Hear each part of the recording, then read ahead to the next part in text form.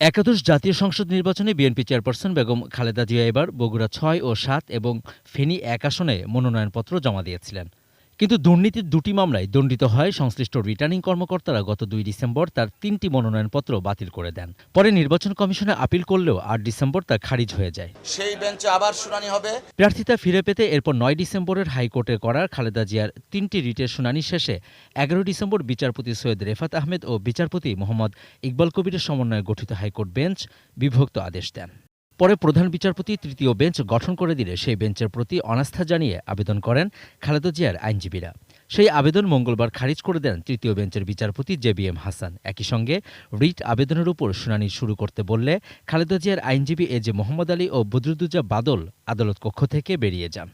এরপর বিচারক নির্বাচন কমিশনের পক্ষে আইনজীবী মাহবুবে আলম এবং রাষ্ট্রপক্ষে deputy attorney general Motahar Hossain সাজুর বক্তব্য শুনে খালেদা জিয়ার ৩টি রিট আবেদনই খারিজ করে দেন।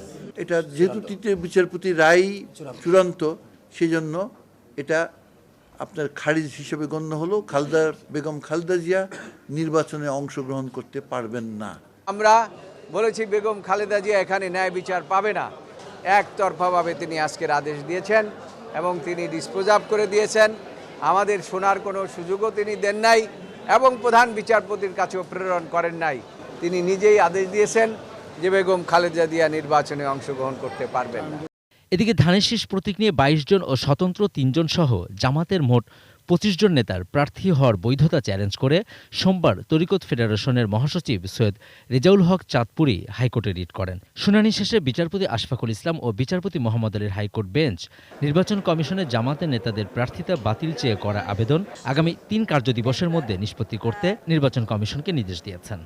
তারা এখনও তাদের সেন্ট্রাল কমিটি, বিভিন্ন কমিটির উচ্চ আপনার পদে বহাল আছেন। এই থাকা অবস্থায় তারা এই সততা এবং ধূর্ততার আশ্রয় নিয়ে যে প্রতারণা করছেন সেটা মোটেও করতে দেওয়া যায় না। Javed Akhtar, ATN news, Dhaka.